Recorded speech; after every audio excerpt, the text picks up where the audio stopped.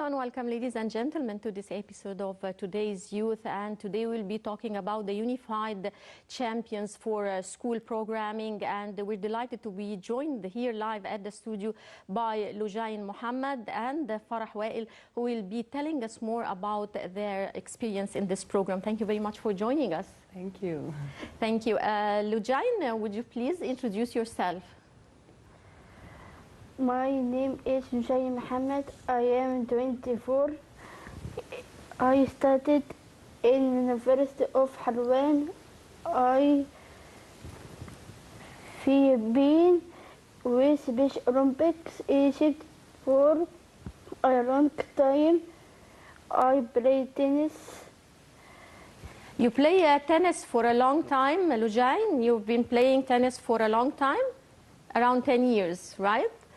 Right. Farah, tell me more about your experience with this program. So I think my experience with this program is very eye-opening. I've seen a lot and I've gained a lot of experience, a lot of creativity, a lot of life skills that I gained from this program. And it helped me widen my thinking and widen my vision in general. How do you see the significance of inclusion, Farah? Tell me more about this topic in specific. So I've been to an inclusive school when I was a kid, and I've seen how much this impacted me on a personal level. So this is what I'm trying to share and to do in my life, and to share knowledge about inclusion and importance of inclusion. I've seen how much that people with intellectual disabilities, they don't have a lot of rights and they're not seen as much and heard. This is what I'm trying to do, as I've seen how much this impacted me on a personal level. What would you like to tell us about the challenges facing the program? I think the challenges facing the program is that not a lot of people know about it. And I've seen that a lot of people with intellectual disabilities, they're not aware of it as well. So I think the word of mouth and people knowing it, I think this is the most challenging thing. You hold different events for unifying people of determination with others in order to have this kind of harmony. Tell me about those events that you hold. So one of the most events I love is related to sports, especially in schools. So a lot of championships in schools that people with intellectual disabilities and people without intellectual disabilities, they play together sports, a lot of different sports. So this is one of my favorite events. It happened in a lot of schools in Cairo and outside of Cairo as well. Right. Tell me more about the impact of those events on the students and the people of determination, and both together. How far does it harmonize the relationship between them? So I've seen students without intellectual disabilities and how much this impacted them. They were very happy, they were very glad. And people with intellectual disabilities as well, they felt like themselves and playing and getting out all their capabilities. So I've seen both sides, and I've seen how much this impacted both sides. Lujain, tell me, where did you travel with the program? Berlin. You went to Berlin, and I think you were the speaker at the conference over there. Right? Maybe Farah, you can tell us about the conference? Yes, it was amazing. It was in Berlin last June. So me and Lujain and Dr. Dua, we've been representatives of Egypt, and there was people from all over the world. It was amazing. It was such a great exposure, and a lot of people from different countries. So everyone had their own projects from all over the world, but the main thing or the main purpose for everyone was inclusion. Right. How do you teach students and the youth and the people of determination how to overcome obstacles, and how do you teach them perseverance to reach their goals? So in my opinion, my personal opinion, I just let them live life normally like any other person, because they're going to find challenges in their lives and they're going to face a lot of things. So my opinion is just let them be, let them live their life normally, and they'll deal with it, they'll adapt just like any other person. So I think this is my answer to this question. Right. What are the future plans for the program? Getting more and more schools involved in our idea of inclusion, getting more people play sports in schools, and raising awareness more and more in schools and especially to students. How can we raise awareness on these issues? I mean, how do you see the role of the media, for example, and also the social media in this regard? I think the social media has a very big part in this, and I think people knowing about this is very important, and I think the media has a part in this, especially to raise awareness and to tell people that people with intellectual disabilities, you have rights, you should be seen, you should be heard, you should play whatever you want to play. So I think the media would definitely help in this, so it has a very big part. What about the role of social media in specific? I think the part of social media is very important as well, because everyone's on their social media on their phones most of the time, on their laptops. So I think it's as important as media, because everyone's on their phones all the time, so they need to hear and know about this. Right. Tell me, what are the main difficulties facing the implementation of this program on the ground? On the ground, I think one of the biggest implementation things is finding the right timing to do the events, and especially taking into consideration the exams of the students and the perfect timing for everything, and actually advertising for the events before the event. I think those are the most challenges we face. How do you see the advances we've reached with regards to people of determination here in Egypt in comparison to other countries around the world? Okay, so I think people here are getting more and more aware and getting to know more about people with intellectual disabilities. I think there's a lot of schools that are becoming more inclusive, and a lot of people that are getting to know people with disabilities more and more every day. I think we have a long shot to take, honestly, but I think we're getting there at some time. Right. We're going to be having some of your photos here on screen. They will be displayed here on screen if you would like to comment on those photos. And meanwhile, until they prepare the photos, here in Egypt, the Egyptian leadership is giving great attention to people of determination. We've seen a lot being done in this regard. How do you see the significance of this for people of determination and their future? I think they're part of our society, so people should accept them the way they are, and they're there. So we have to see them and hear them more. So I think this should happen, and people should know more about them, should see them more. So I think this is our main focus. Right. We have the photos displayed here on screen if you would like to comment. Yes, Lujain. Lujain, would you like to comment on the photo? You like this photo? What does it remind you of, this photo? You remember the incident, the event? Berlin. You were in Berlin here for the conference, right? Yes. Okay. You were together, right? Yes. Right.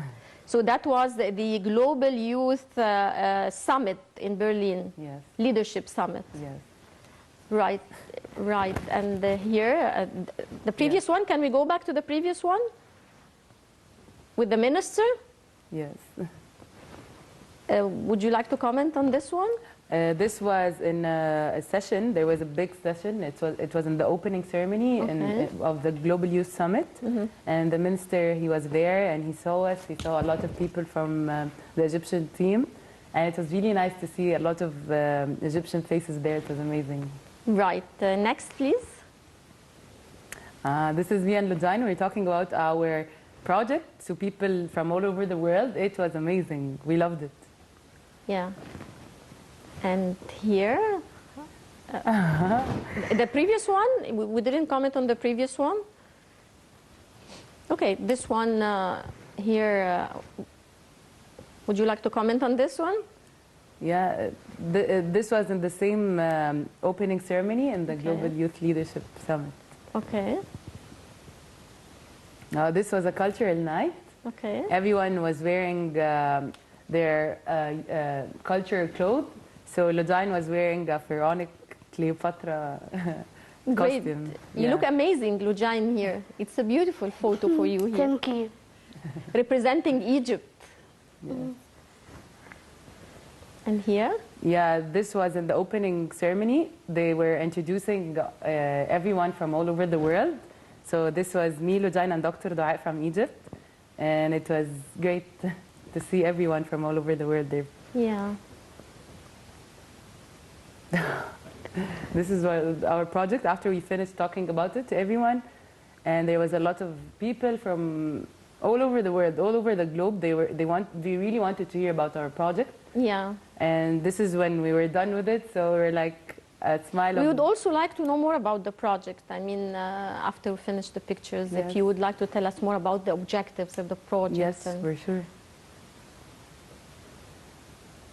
This Yeah. one? Yes, this was in Berlin. We were having a touristic tour all around Berlin. So we're taking some touristic pictures. Next, please. We had a lot of conference calls, a lot of summits, online summits, to prepare us for the Global Youth Summit as well and for our speech there. So we had a lot of interviews. We had some activities with people from other countries as well. Right. Next, please. This is a group photo. Lujain, Yes. what would you like to tell us about this photo? Yes. You enjoyed? Yes. Next, please. Well, those were the photos. Continuing our discussion, we were talking about the Egyptian leadership and the great attention given by Egypt to people of determination. We didn't continue our discussion on this. Would you like to elaborate on this point? Regarding Egypt? Yes. Okay, so I think Egypt I think we have a long shot. We're going there. We're getting there. Yeah. There's a lot of inclusion happening in some schools. There's a lot of inclusion happening in, especially that there's a rule here in Egypt that provides everyone with disabilities, every corporation or every organization, that at least 1% of the organization, it should be people with different abilities. Yeah. So I think this supports people with different abilities a lot. Right. Well, I would like to thank you very much, Lujain Mohammed and Farah Wael. Thank you so much for joining us today. It was a pleasure having you. And dear viewers, stay with us. We will be back to continue our discussion on the project and its objectives. Stay tuned.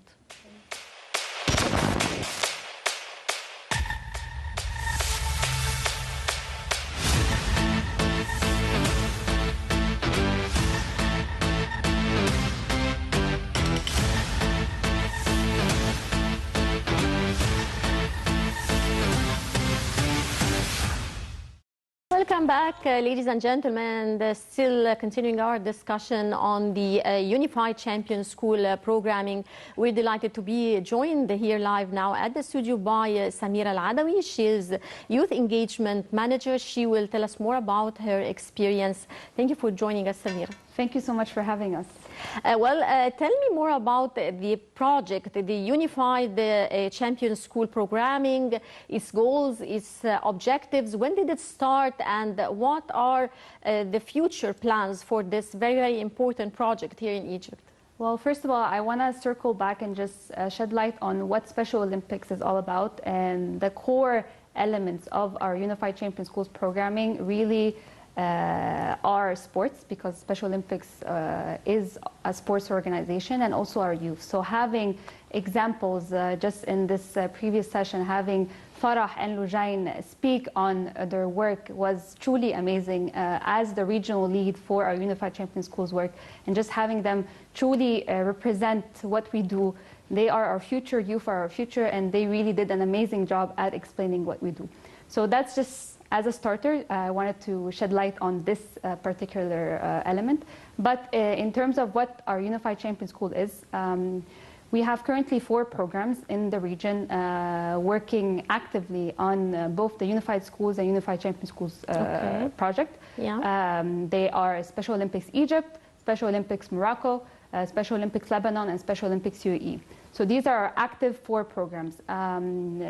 Currently, what it entails to become a Unified Champion School, you need to achieve 3 different requirements. So the first and most important requirement is, of course, unified sports. What that means is that we need to involve our students in schools and they play together with students without intellectual disability, and we bring in Special Olympics athletes to join them so that there is an event on ground within the school so that the students of the school are exposed to our core element of Special Olympics. So that's number one. Number two is youth leadership. What is youth leadership?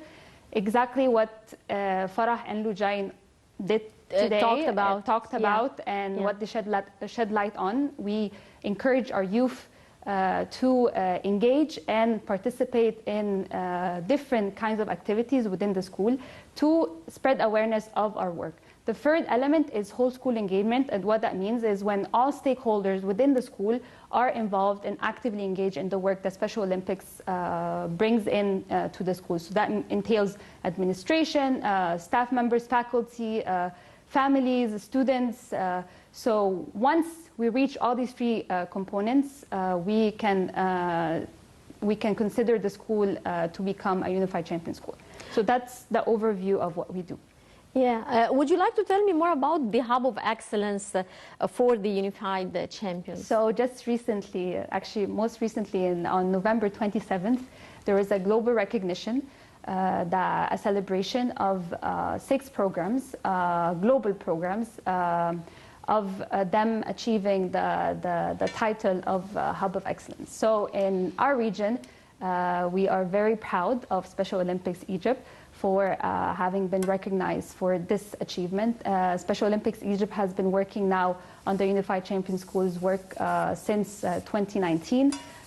We are very, very, very proud of their ability to now be leaders of inclusion, and they will help us through this achievement. They will now be able to help us achieve and expand our Unified Champion Schools work through the region, thanks to their experience that they gained throughout the last 4 years. Right. Would you tell us how do you see the significance of the inclusion of people of different abilities together with others? How far does this impact their morale and their abilities? And maybe it helps them to advance further and get better? Of course, our work is very important. This is always something I say and that we all say within everybody that works at Special Olympics, anybody that's experienced Special Olympics, they really realize how important our work is and how impactful it has been to just see how the attitudes of students without intellectual disability once they're exposed to our work. So it's been truly I really like the term that Farah used before eye-opening. A lot of students are not familiar. They don't know how to deal with people with intellectual disability. But once they're exposed through our tool, our main means of inclusion that we use in Special Olympics, sports, they realize it's something that we can all do.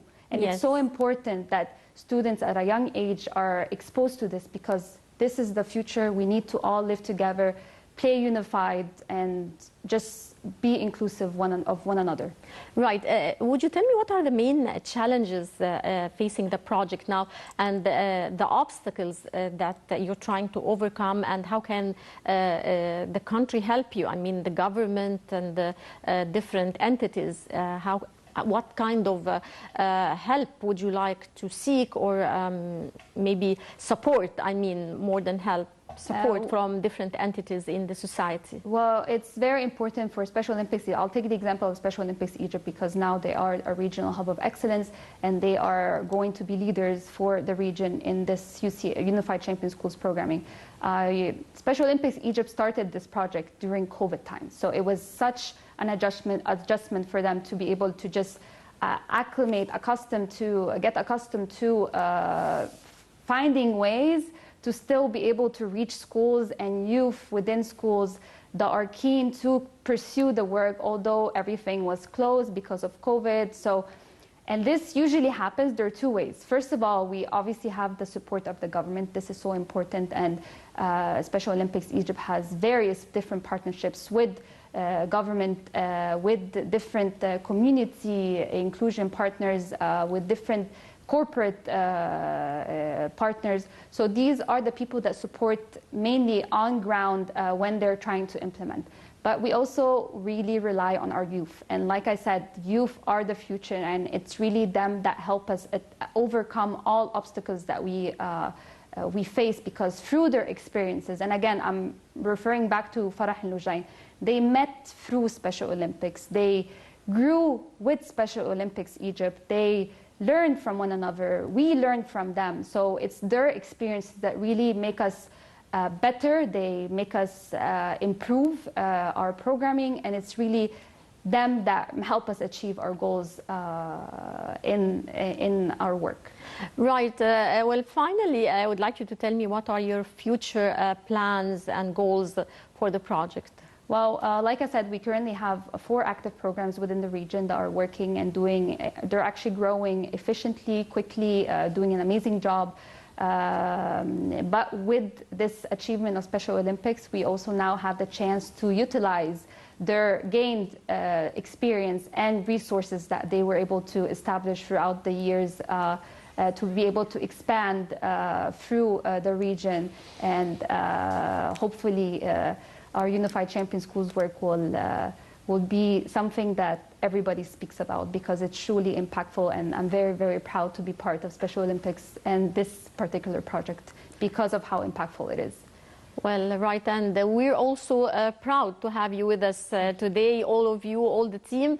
Thank you very much for joining us. Samira Al-Adawi, a Youth Engagement Manager, many thanks for joining us. Thank you so much for having me. Dear viewers, that's all for today. Don't forget to join us next week, same time. Till then, goodbye.